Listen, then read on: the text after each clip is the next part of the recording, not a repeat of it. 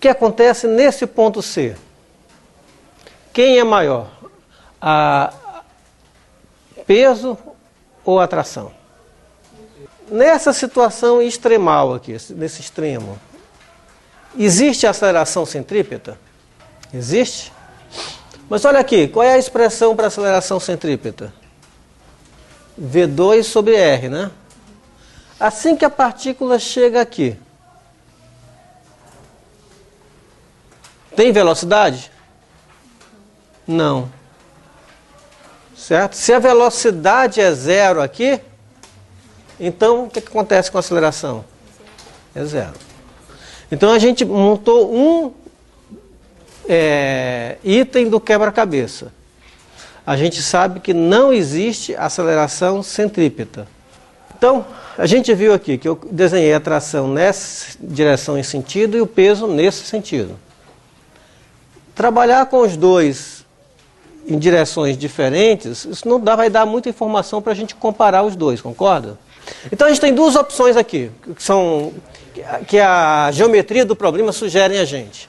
A gente pode escolher eixos, digamos assim, x e y assim, y na vertical, ou eu posso escolher eixos x e y aqui, assim, o y na direção do fio.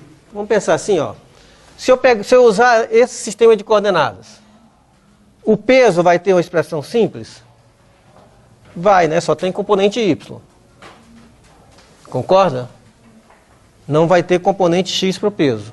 Mas a tração vai ter componente x e y. Se eu usar esse sistema de coordenadas, a tração só tem componente y.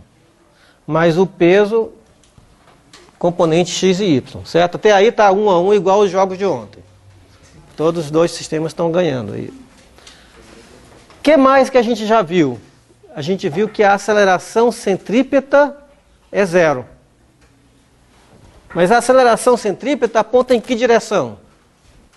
Na direção do fio, certo? Então, se eu escolher esse daqui, eu tenho mais uma informação que é fácil de traduzir.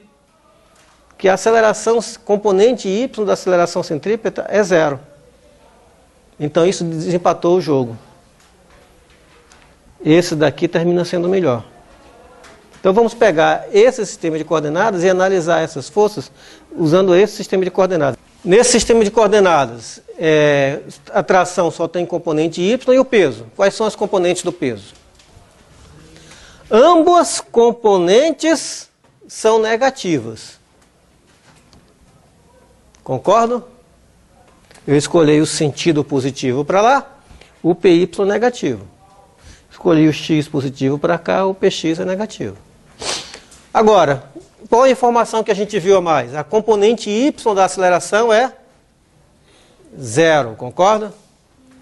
Então, significa que a resultante das forças nesta direção e sentido é zero. Nessa direção é zero. Ou seja, PY é igual a T. Então, T é igual ao módulo de PY. O que mais que eu sei? O que eu posso afirmar sobre o módulo do peso? Quanto é que vale o peso ao quadrado? Vale Px ao quadrado mais Py ao quadrado. Por quê? Teorema de Pitágoras. Aqui, esse Px aqui é esta componente. Esse triângulo é um triângulo retângulo. Px ao quadrado mais Py ao quadrado vai dar o peso ao quadrado. Certo? Então, olha aqui. O peso ao quadrado é Px ao quadrado mais Py ao quadrado. Mas o Py, o módulo, em módulo é igual a T. Então, Py ao quadrado é igual a T. Então, eu posso escrever isso aqui como Px ao quadrado mais T ao quadrado. Conclusão? Quem é maior? O peso ou a tração? O peso. Mas eu tenho de fazer essa análise em termos de equações de Newton para chegar a essa conclusão.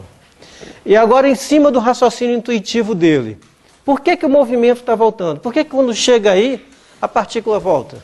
Qual é a componente do peso que é responsável por fazer o movimento voltar? O Px. Então o que acontece quando ela chega nesse ponto? A velocidade é zero. Este px é na direção do movimento que ele vinha. Então qual vai ser a função desse px?